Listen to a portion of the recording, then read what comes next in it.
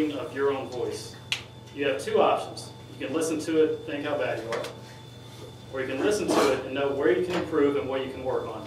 Self-recording is the single biggest element in self-improvement. Now this comes from a book authored by the name of Jeffrey Gitomer, who's written multiple New York Times bestsellers. He also travels the world, giving seminars and speeches. I think he does about over 100 a year, if I'm not mistaken, to people interested in increasing their sales techniques and persuasion skills. And this is the book that I found out about Toastmasters in. And I couldn't agree more with what he's saying. Now, as many of you have noticed, I've been bringing my camera to the speeches for the past few months now to try to record people who are interested in doing some self-evaluation and looking back on their progress through Toastmasters. And one difficulty I've always had with that is being able to get the speech from the camcorder to the actual Toastmaster who gave the speech. And the first attempt that I had at it was to actually attach the video file to an email, just email it to whoever it was. But then when you're dealing with 300 to 400 megabyte size files, it's a little difficult to send. You have problems with whether or not that video type is going to work on a Mac or with Real Player or with Windows Media Player. It could be a pain. So the next attempt was to use blank CDs, which I've offered to a few people in the group.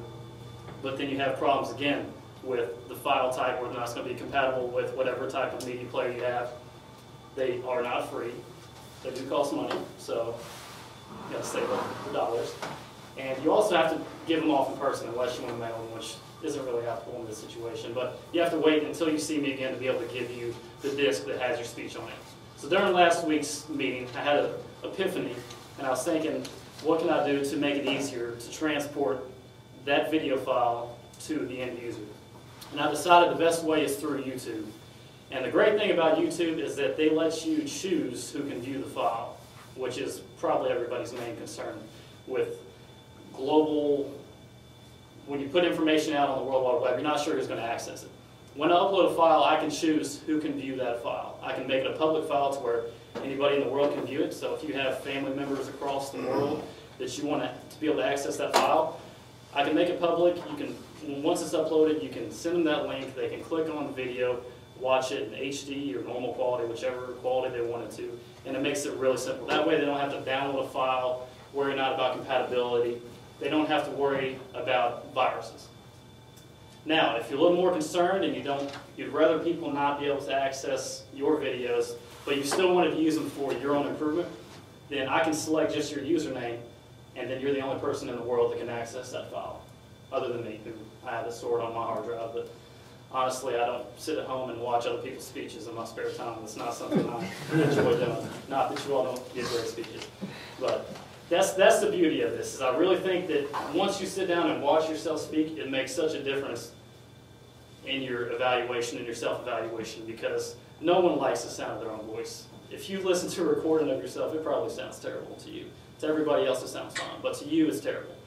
And actually being able to sit down and listen to what evaluators have to say to you, listen to their points, that's a great thing. But when you can combine that with an actual physical evidence of how you spoke, and you can actually see the points where you were wobbling back and forth and shuffling in your pockets, it really shows what kind of impact that has on your public speaking ability, how you can improve that.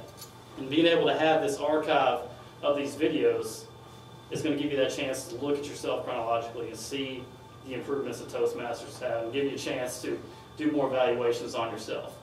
Now, another piece of advice that Gitomer gives in this book that I really enjoy is to create a don't do list. I made a list of everything that I did wrong, entered it into my computer, printed it out, and carried it with me for the next 3 years.